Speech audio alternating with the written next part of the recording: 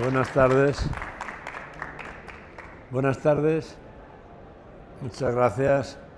Me imagino que la gente ya está cansada de estar todo el día escuchando conferencias, pero bueno, los que os habéis quedado os lo agradezco enormemente el que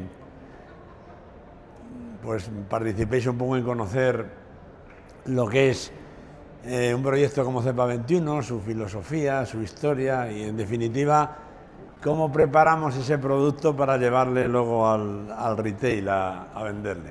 Creo que tengo un mando.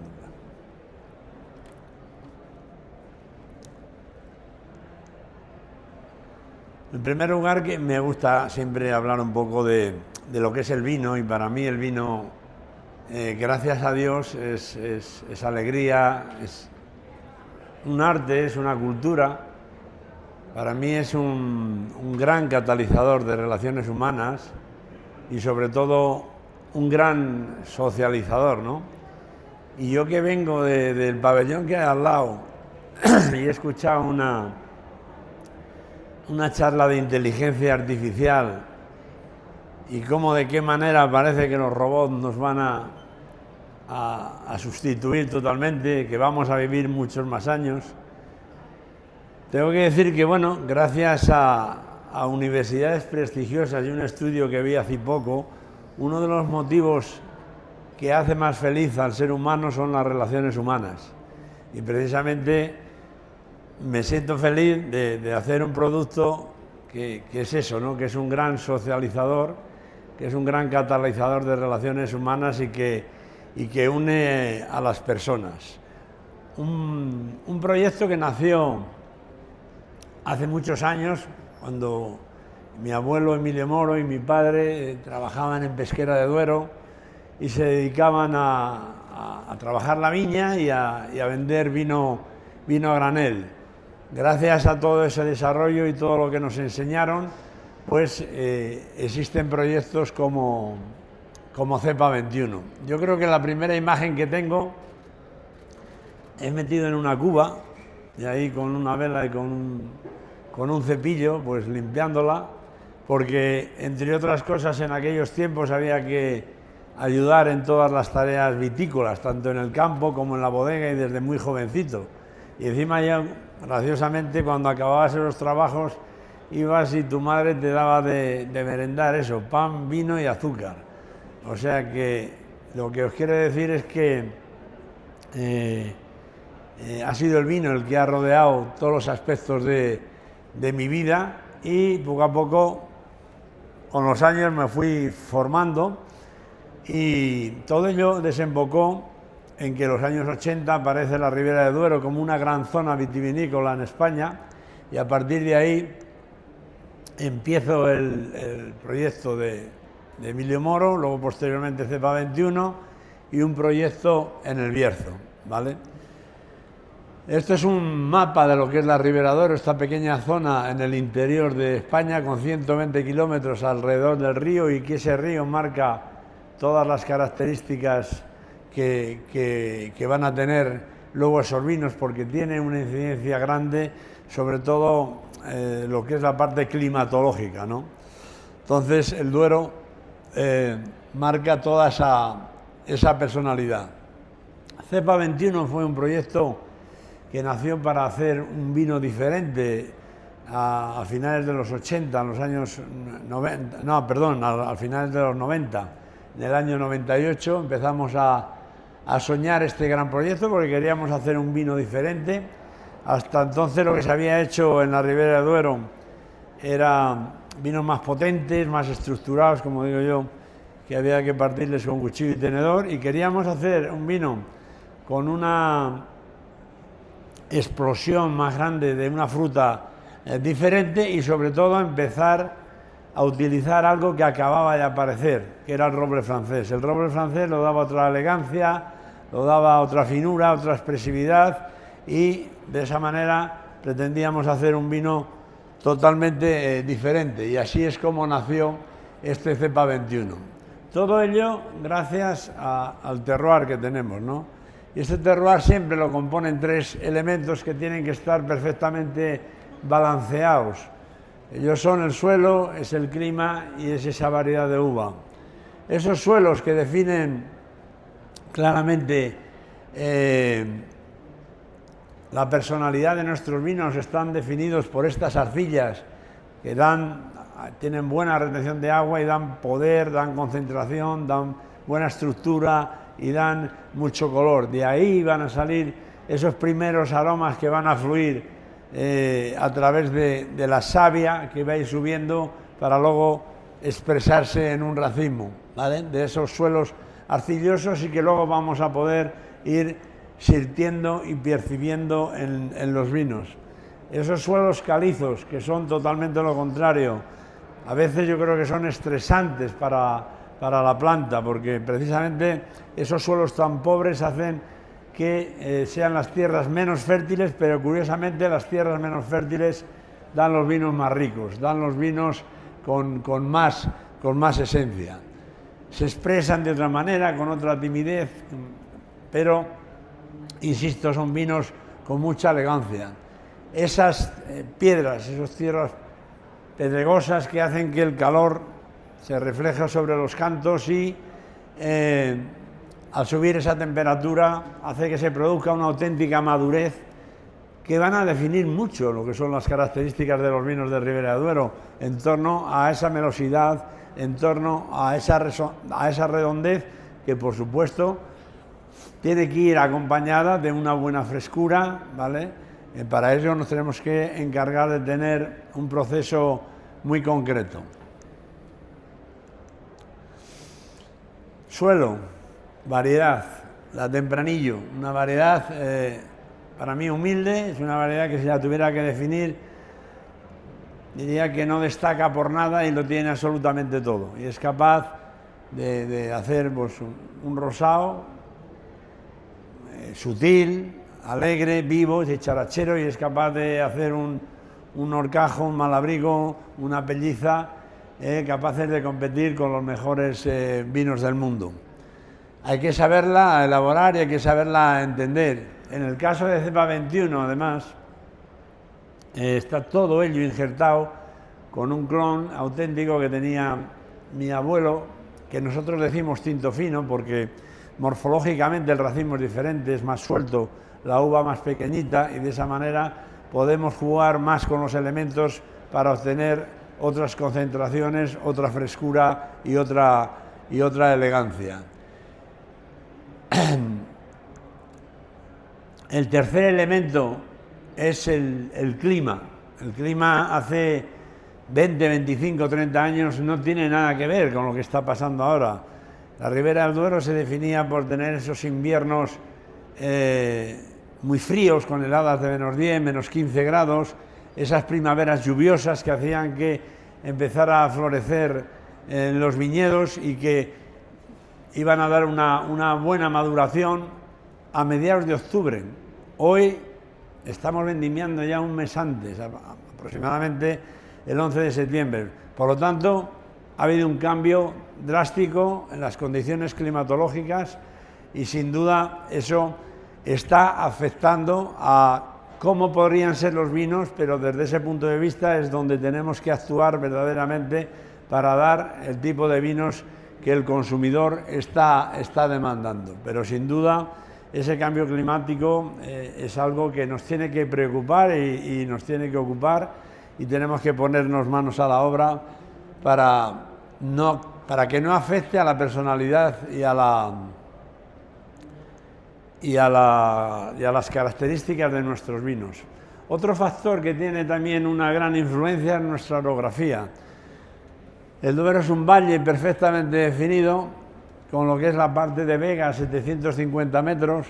Nos vamos en la parte de atrás de la bodega, donde estamos hablando que esas laderas suben hasta 850 metros, y la parte de arriba, que no se ve, es el páramo, es la parte más pobre, pero precisamente la parte más pobre, como he dicho antes, es la uva más rica. En cada una de estas partes tenemos que aplicar una viticultura diferente y en cada una de estas partes obtenemos vinos diferentes. ¿Okay? Yo creo que el mercado del vino y sobre todo la forma de entender el vino ha cambiado muchísimo en los últimos 20, 30 años. Y sobre todo, bueno, a nivel general, pero en particular en la Ribera del Duero, porque si antes se ha hablado de que esos vinos que catapultaron a la Ribera del Duero como gran zona vitivinícola de los años 80, digamos que ese estilo de vino ha cambiado. Hay un cambio social a todos niveles que también influye en el vino, ¿no? Yo creo que el público, la gente quiere hoy más inmediatez en todo y en el vino también, y esa potencia y esa estructura que preconizaban antes ahora se ha vuelto de otra manera y nos tiene que dar unas características totalmente distintas, y tenemos además datos que nos la avalan. Está subiendo el consumo de blanco, está bajando el consumo de tinto. Eso es porque quizás los blancos están dando unas características que gustan más al consumidor que a los tintos. Pues puede ser. Yo desde luego creo que sí. Y en eso tenemos que poner todo nuestro empeño. Y por eso, ¿qué ha hecho Cepa 21 para afrontar esta nueva etapa, para afrontar esta nueva era? Pues ha hecho dos cosas básicas. Una es afrontar la viticultura desde otro punto de vista completamente diferente y sobre todo cambiar esos procesos de elaboración para hacer unos vinos también totalmente diferentes a los que hacíamos antes. La viticultura siempre ha estado en constante innovación y yo me siento además orgulloso y feliz de haber siempre contribuido a que esta innovación nos haya permitido nuevas formas de hacer, pero ahora hay algo más, y hay un tema además muy importante. Nosotros hemos sido y estamos siendo, y espero que seamos, la primera empresa vitivinícola que esté auditada por practicar una viticultura regenerativa. Y esta viticultura regenerativa está haciendo que haya un cambio sustancial en ese racimo que vamos a coger al final y que va a tener la máxima calidad para que en un proceso de elaboración también nuevo nos dé el tipo de vinos que nos está pidiendo el consumidor. Básicamente, lo que dice esta viticultura regenerativa es: mantengamos todo el ecosistema que hay en el suelo vivo y hagamos y tengamos nuevas prácticas de viticultura para que sean más sostenibles y sean incluso más exigentes que lo ecológico. ¿Qué significa mantener el ecosistema vivo? Pues dicho de una manera muy fácil, nosotros hemos estudiado todo ese ecosistema de microorganismos que hay en el suelo y les hemos caracterizado y hemos visto que cada uno tiene una misión diferente. Y por explicarlo de una manera didáctica y sencilla, unos se encargan de proteger a la planta de patógenos, otros se encargan de, digamos, alargar las raíces, esas micorricidas, para que absorba más el agua, otras están actuando de constante vacuna para protegerle ante posibles enfermedades, ante posibles dificultades, como puede ser el mildio, como puede ser el oidio, y todo esto hace que tengamos una cepa mucho más vigorosa, que le llegue mucho más toda la materia orgánica y todos los sustratos para que en definitiva tengamos ese racimo de mayor calidad. Todo eso hay que ir acompañándolo también de esas prácticas en viticultura donde, por ejemplo, veis los palos ahí. Bueno, pues los palos ahora los machacamos, les enterramos y a la vez que les enterramos les vamos dotando de esos microorganismos que, después de haber estudiado en cada parcela cuál es el número que hay, pues intentamos que no haya escasez de ninguno de ellos. El sembrar, ahora en este caso no se ve porque acaba de ser sembrado, esas cubiertas vegetales que hacen que esos microorganismos se protejan en las raíces de esas hierbas, de esas leguminosas, y hacen que luego den la mejor versión de ellos mismos a la planta, para que en definitiva esa planta esté protegida absolutamente de todo y tenga una riqueza impresionante de todo lo que hay ahí abajo, y eso redunde en mucha más calidad de uva. Y eso es lo que hemos hecho en la parte y estamos haciendo en la viticultura regenerativa, que me parece que está trayendo unos resultados de calidad espectaculares. Y por consiguiente, también hay que actuar, si pensamos de esa manera, en los procesos de elaboración. Si yo pienso, porque sabemos escuchar al consumidor, que el consumidor está pidiendo vinos más inmediatos, más frescos, más sutiles, más finos, más elegantes, pues esos procesos de elaboración también hay que cambiarles. Y por decirlo de una manera general, esas maceraciones, ese contacto del ollejo con el mosto que hacíamos hace 25, 30, 35 años para obtener esa potencia y esa estructura, ahora lo tenemos que cambiar. Y el objetivo principal, ¿cuál es? Pues esa frescura. Sobre todo, hay un denominador común que deben tener todos los vinos. Todos los vinos deben expresar siempre, sobre todo, la fruta de donde vienen y sobre todo también esa mineralidad de donde vienen. Y a partir de ahí, la barrica es la que tiene que unir todo eso, ensamblar todo eso y dar a las características convenientes. Pero en esos procesos de elaboración de hoy, si hay algo fundamental es precisamente antes de que empiecen las levaduras a trabajar, esa transformación de azúcar en alcohol, que haya una extracción de esa fruta de una manera potente. Entonces, por consiguiente, tenemos que por lo menos esperar 3-4 días remontando, macerando, haciendo una extracción de fruta sin que empiece la fermentación. Y luego, a continuación, esa fermentación, pero no con esa cantidad de días que hacíamos antes, ¿no? Hoy día un vino con 10 días de extracción es suficiente para expresar toda la tanicidad, toda la redondez y toda la ternura y melosidad que requiere. Entonces, esos dos cambios son los que han hecho que Cepa 21, digamos, esté siendo diferente, ¿no? en ese contexto de evolución. Yo siempre digo que para mí como bodeguero hacer un vino es llevar a una botella todo eso que pasa en un ciclo vegetativo y en un proceso de elaboración. Ese ciclo vegetativo empieza cuando esa cepa empieza a llorar, y empieza a llorar en el mes de abril aproximadamente, porque la subida de temperatura hace que la savia desemboque en una yema que ya va a llevar esas distintas mineralidades que hemos visto ahí, esa arcilla o esa caliza, ese canto rodado.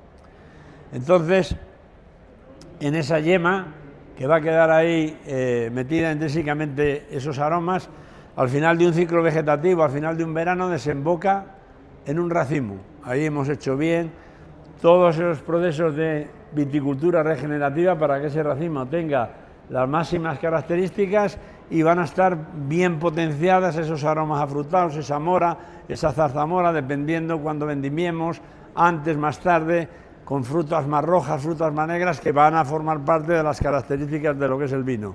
Pero una vez que tenemos ese racimo, lo cogemos con el máximo cuidado, con el máximo cariño y lo llevamos a la bodega.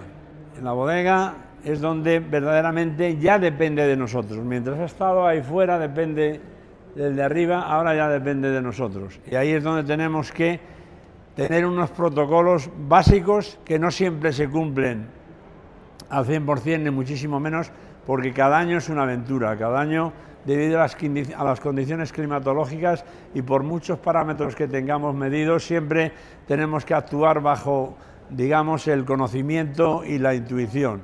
A partir de ahí, lo que os he comentado, muy importante, esos remontados prefermentativos para que los vinos expresen la fruta que luego vais a poder catar y esa fermentación, esa maceración, perdón, donde coja lo más sutil, lo más dócil del vino para que luego eso se exprese en el vino.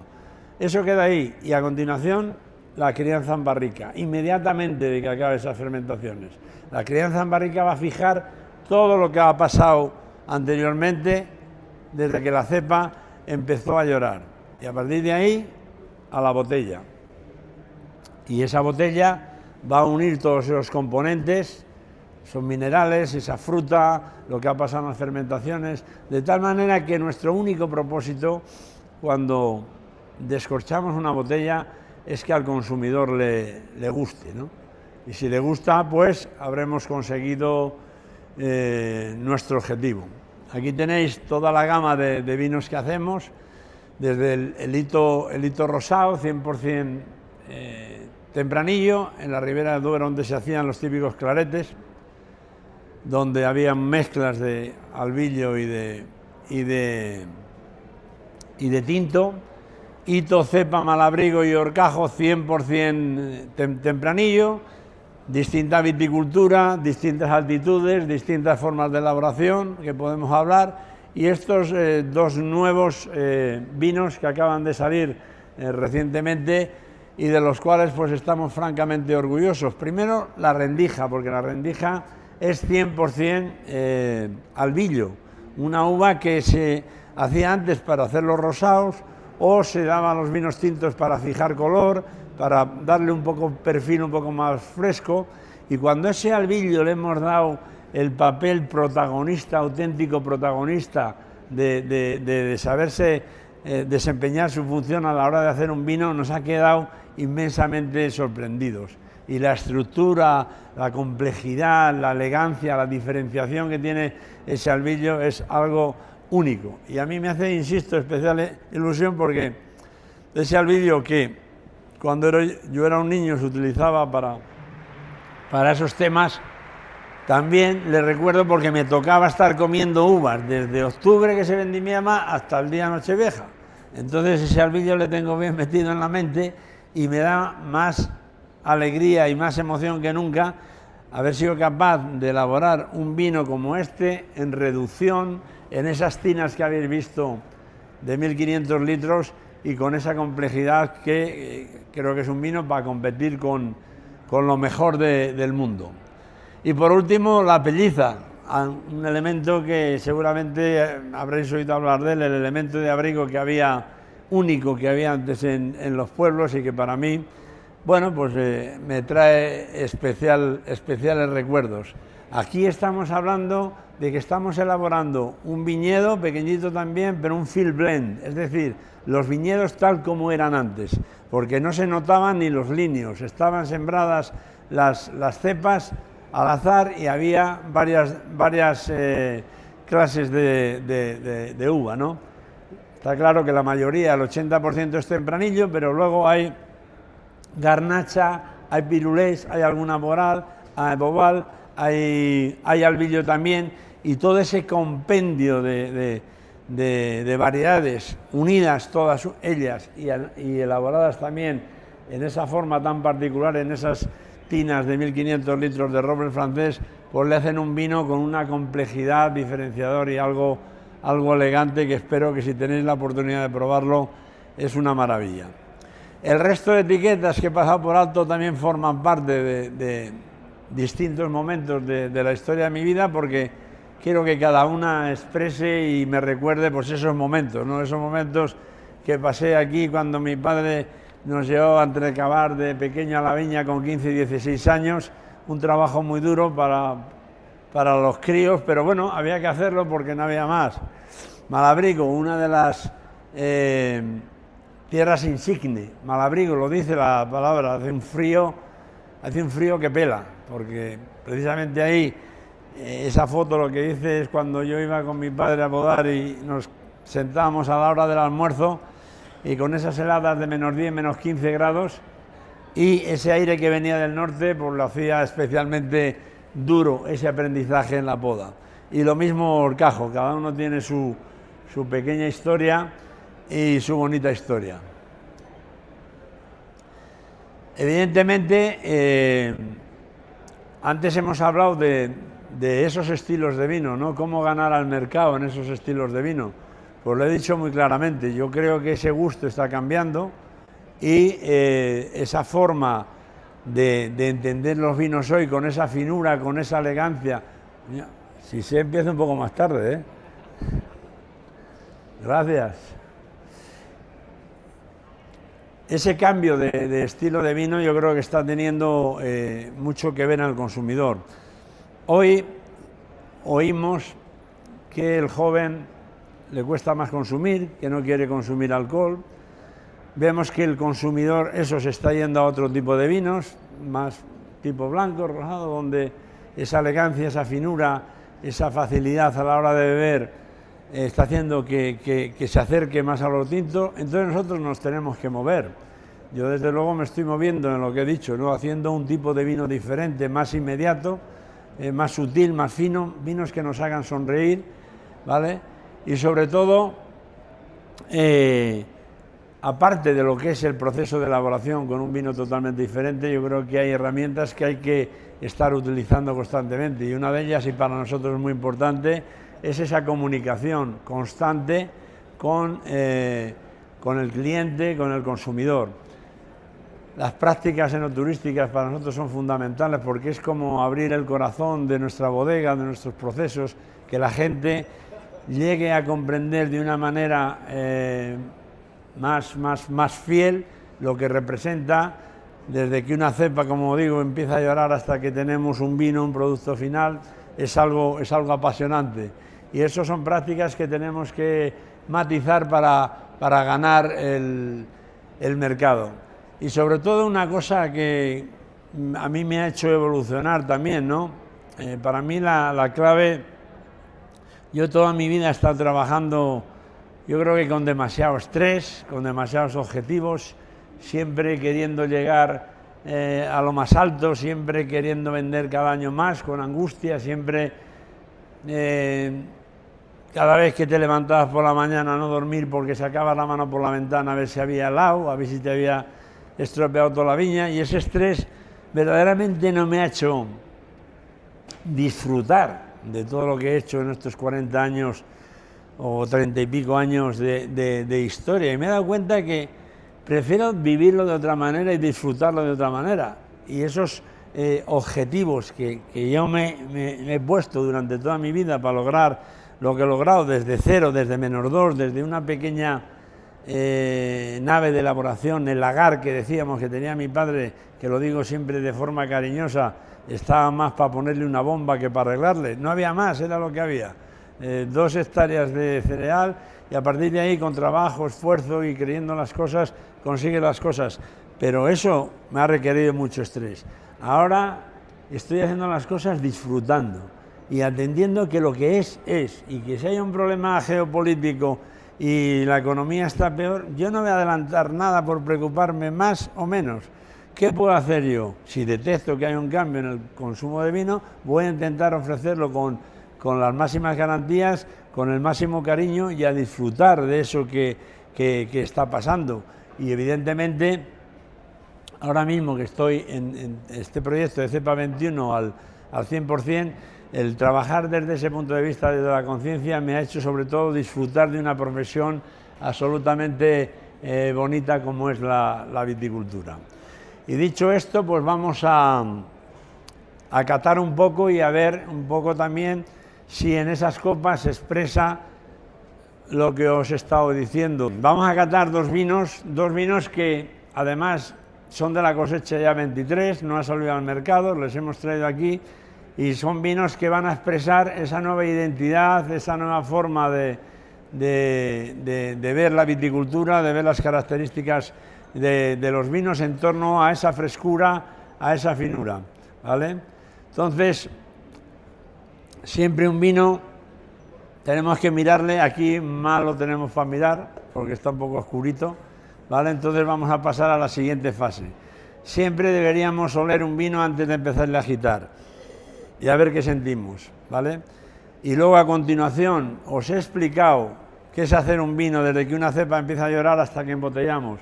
El responsable de sacar todo eso es el oxígeno, y por eso tenemos que agitar el vino para que vayan sacando todos esos aprendizajes que ha tenido la planta desde que nos dio la mineralidad, de las características de la fruta, de lo que ha pasado en las fermentaciones, de lo que ha pasado en la crianza. Todo eso va a salir aquí espaciadamente, por eso el vino necesita ese oxígeno. No os preocupéis si no sentís absolutamente nada de lo que voy a decir, pero sí os digo una cosa: poner la máxima atención, porque aunque creáis que no sois capaces de detectar, si ponéis máxima atención, un día vais a descubrir toda esa amalgama aromática maravillosa que tienen los vinos. Entonces es cuestión de memorizar lo que estamos sintiendo y lo que nos dicen los vinos, tanto en la nariz como en la boca. Y un día los vinos nos van a contar y nos van a hablar los que nos quieren decir, ¿vale? Estamos hablando de cepa 21, cosecha 23, un vino que se ha elaborado en esas partes medias, esas laderas entre 800 y 850 metros, con producciones no muy excesivas, 4.000 kilos hectárea. El Consejo Regulador nos permite hasta 7.000, pero yo creo que eso es una cantidad excesiva para elaborar la calidad que queremos hacer. Y que ha estado, después de la fermentación, 12 meses en barrica de roble francés. Notamos sobre todo limpieza, un vino que tiene ganas de vivir, un vino que saca una fruta con una personalidad exhaustiva, más fruta roja todavía que esos tonos de fruta negra. A continuación nos sale una mineralidad muy bien definida en torno a, sobre todo a esa arcilla. Es como si metes esa mano en la arcilla y te huele a suelo. Ese suelo que se puede mezclar muchas veces como cuando llueve y esa lluvia moja la tierra y te huele a suelo, pues a ese suelo huele. Y posteriormente ya vienen aromas que han sido fruto de la crianza y de su permanencia en botella. En esa crianza me aparece sobre todo un poco regaliz negro, algo de clavo, pero en su conjunto, insisto, no os sintáis traumatizados si no habéis sentido nada de eso. Tratar de buscarlo y memorizarlo. Cerrando los ojos se siente el doble, o sea que cerrar los ojos y seguir oliéndole. Y en la medida que vayamos dando oxígeno, el vino va a ir creciendo y nos va a ir dando más matices. Cuando nos lo llevemos a la boca, vamos a catar, no vamos a beber, hoy por lo menos. Beber significa que vamos a mezclarlo con un maridaje y al hacer ese maridaje vamos a sentir otra sensación. Hoy le vamos a romper el vino por todas partes, le vamos a romper por todas las papilas gustativas y a ver qué nos dice. ¿Qué nos debería decir? Bueno, pues que tenga una armonía, que tenga un balance, que tenga un equilibrio. En cada una de las partes de la lengua tenemos definido dónde está lo ácido, lo salado, lo dulce, lo astringente. Entonces, al mezclarlo, si hay algo, si el vino va a tener alguna carencia, lo vamos a notar. Entonces, está a una temperatura perfecta. Además, el vino siempre se debe consumir, y un vino de estas características aproximadamente a 14 grados, vamos a meterlo a la boca y a enjuagar las papilas gustativas a ver qué nos dice.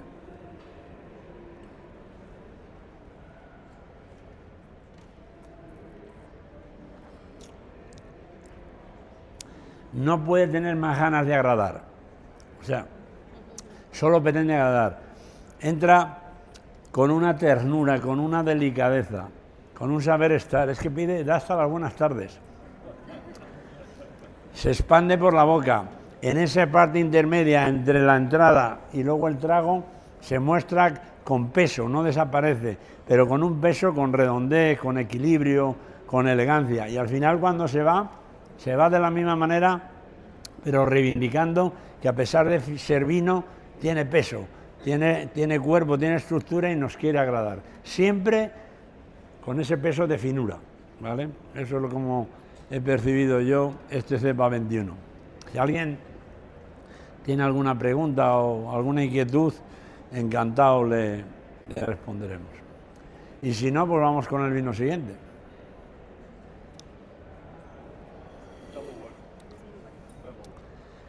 Es el primer vino en esta nueva era en el cual los que habéis llegado un poco más tarde, esa viticultura regenerativa que estamos implementando en cepa 21 desde el punto de vista, igual que mi amigo More, que es un experto en microbiota y en todo lo que nos pasa adentro, eso es la microbiota de la viña, eso es lo que pasa ahí en el suelo en la viña, y eso es lo que tenemos que tener bien arreglado para que luego llegue el mejor racimo posible, ¿vale?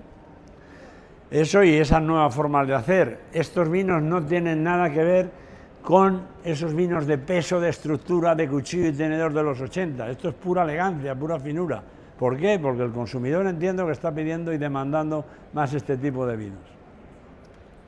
Muy buena tu presentación. Arcelia Ramón de México. Te quería preguntar, toda esta historia que cuentas de las presentaciones, ¿cómo las comunicas al consumidor para que lo tomen del anaquel? Porque son presentaciones que realmente cuentan una historia de tu vida y que creo que pueden llegar a esos consumidores jóvenes que han perdido. No, sin duda, sin duda. A mí, además, desde luego, No hay cosa que más emoción y más me haga feliz. Ayer estaba en una cata donde el 80% eran todos jóvenes de como mucho 25 años, ¿no? Con esa atención, con esas ganas de aprender de lo que es el vino, ¿no? Algo cultural, algo saludable, algo... Entonces, esto es hormiguita, paso a paso, hace poco estaba en México dando clases, dando una charla, una cata, mezclando valores y vino en una universidad, y es la forma de llegar a los jóvenes, diciéndoles la verdad de un producto saludable como es el vino, y que hecho de esta manera yo creo que va a llegar todavía mucho más a la gente joven, pero es pico y pala. Ahí estamos. Nos ha puesto música, Cipri. Bueno, vamos con el siguiente vino, ¿no?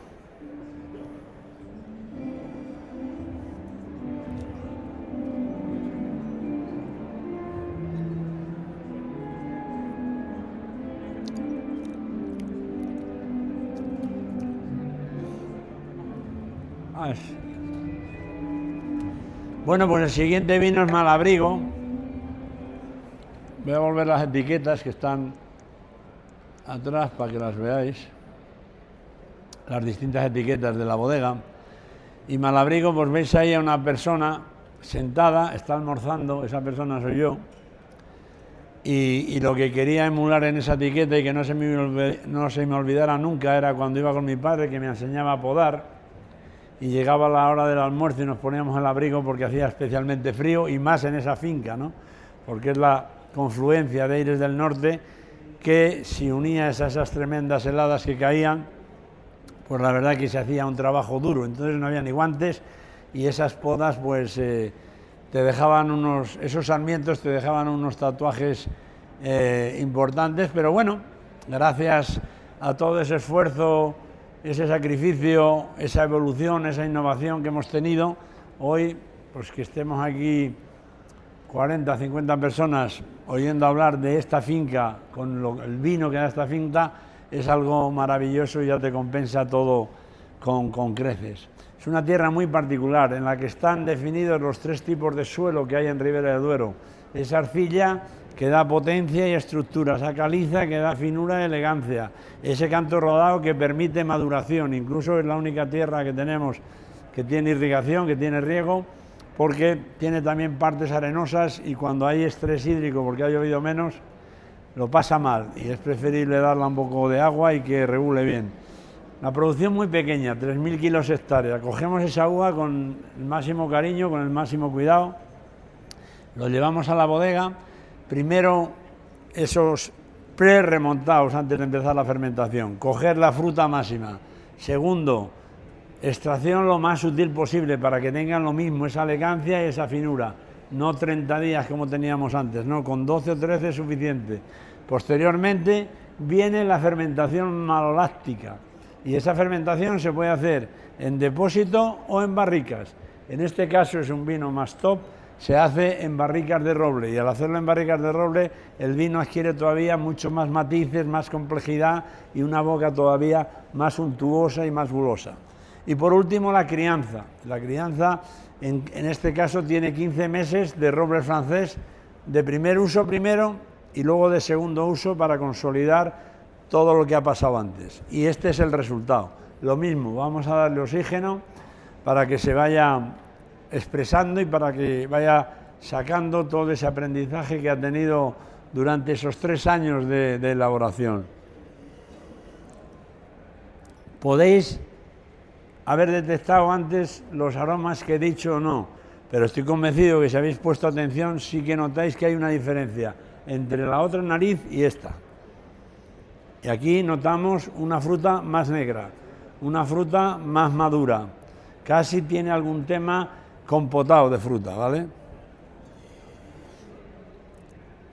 Darle oxígeno, que se vaya soltando. Aquí me aparece también una mineralidad distinta, no tanto esa tierra mojada de cuando llueve, ese olor a suelo de cuando llueve, sino más a caliza, me huele más a escuela. Yo que he sido de tiza y de encerado, me huele más a tiza, a caliza. La caliza se expresa más tímidamente, pero cuando se expresa dice cosas mucho más complejas que puede decir la arcilla. Y nos vamos más para adelante y aparecen tonos especiados. Y sobre todo en el entorno se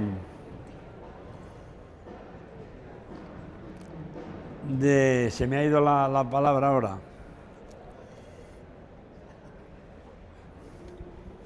Balsámicos, me aparecen esos balsámicos, esos especiados tonos balsámicos. Incluso un cuero limpio, impoluto, absolutamente para estrenar. Y en su conjunto pues vemos armonía, vemos un vino ilusionante, un vino que promete y que seguramente nos vaya a decir absolutamente lo mismo en la boca. Y vamos a hacer lo mismo que antes en la boca.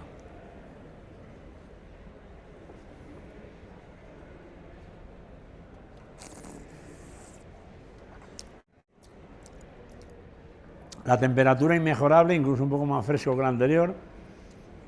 Notamos más peso, notamos más estructura.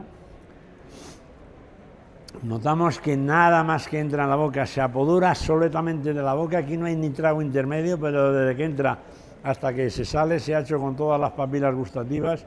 Hay un balance, un equilibrio, una finura, una elegancia tremenda, ¿vale? Sobre todo frescura también, y no precisamente por la temperatura, por la buena acidez que tiene y ese absolutamente balance que tiene en toda la boca.